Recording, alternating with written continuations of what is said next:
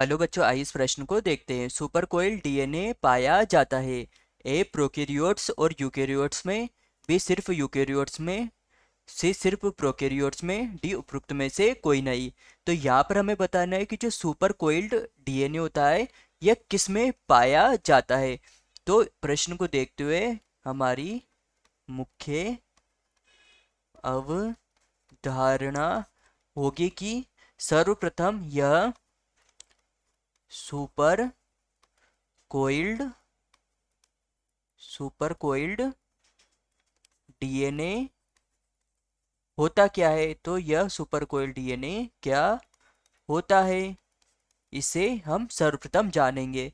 तो जो super coiled DNA होता है, यह जो सुपर कोइल्ड डीएनए होता है, इसमें जो डीएनए है यह केंद्रक में उपस्थित होता है। डीएनए जो होता है यह केंद्रक में उपस्थित होता है, तथा यहाँ पर जो एक केंद्रक होता है, इस केंद्रक में क्रोमेटिन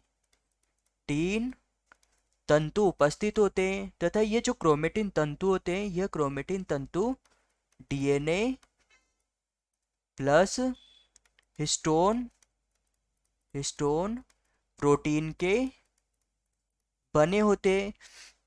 तथा यहाँ पर जो यह यूकेरियोटिक जंतु जैसे मानव मानव में यह जो डीएनए प्लस हिस्टोन प्रोटीन है, यह संघनन अर्थात ये संघनित होकर रहते हैं, तथा जो ये मॉडल होता है इन्हें न्यूक्ली न्यूक्लियोसोम मॉडल के नाम से मॉडल के नाम से इसे जाना जाता है।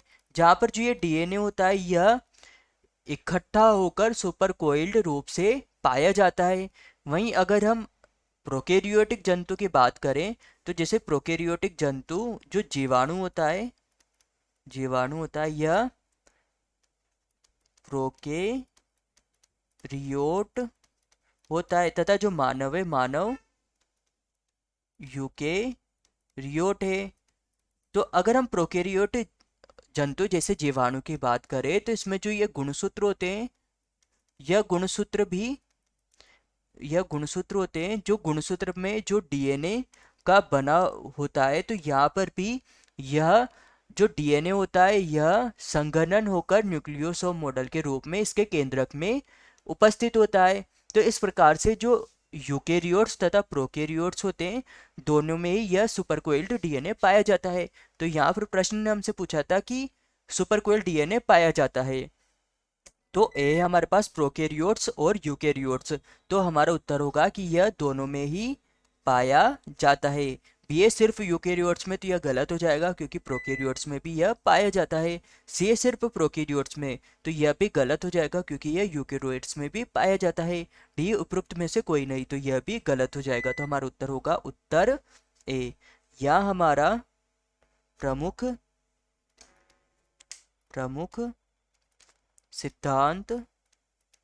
प्रमुख सिद्धांत होगा कि डीएनए आनुवांशिक आनुवांशिक पदार्थ है